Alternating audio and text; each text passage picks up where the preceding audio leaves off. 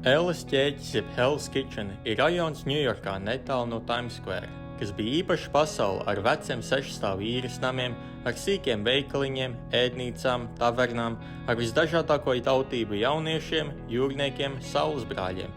Tur tikās 12 latviešu dzejnieki, kas bija bēgļu gaitās un savu dzejnieku grupu dēvē pēc rajona nosaukuma. Atrodamies Jelgavas valsts ģimnāzijā, bet tieši šeit mācījās viena no mūsu dzejoļu krājuma autoriem – Aina Zemdiga.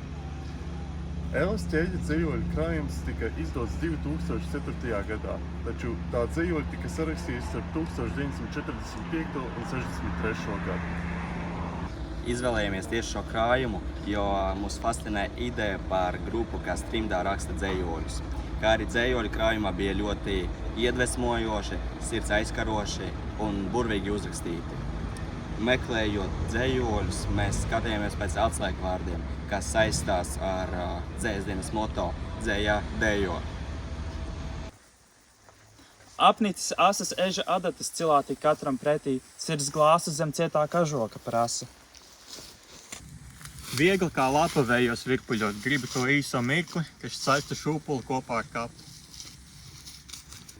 Neliekot gaidīt, meža zemeņu garšu vairs ilgāk, lupām par visu nevar būt, zināšu gaidīt. Apnicis asas eža adatas cilāti katram pretī, sirds glāstu zem cietā kažoka prasa. Dzelteni putni sakrīt dārzā zaļajos kokos, apkārt pazaram riņķo lielos dzeltenos lokos. Sarkani augļi sarkanām sievām krīt klēpjos un saujās. Priecīgās mokās atrauties no lapotnes klēpja ļaujās. Dzelteni putni sajaucas ar zaļajām lapām kokos. Sarkanas sievas māju pietek sarkaniem augļiem rokās. Atspurts stāvošam namam, mans nemiers, jau ielās izritinās.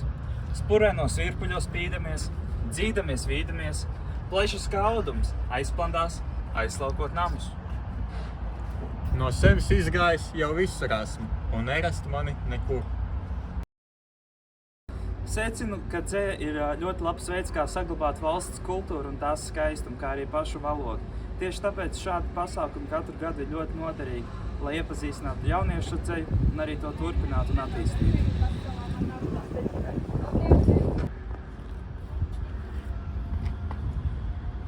Secinu, ka dzeja ar savu vārdu deju ir stiprinājusi un saistījusi kopā latviešu tautu. Līdz ar to ir vērts katru gadu turpināt šādu tradīciju, taisīt dzejas dienas, jo tas ir ļoti svarīgi mums.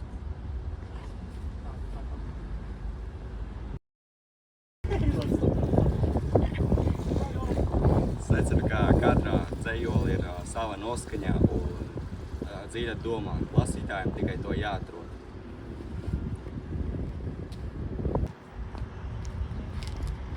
Secinu, ka svešā vidē var viegli pazaudēt savu dzimto kultūru un tās īpatnības, tāpēc tas ir tavs pienākums lasīt, varbūt to pat rakstīt un to mācīt nākamajām paudzēm.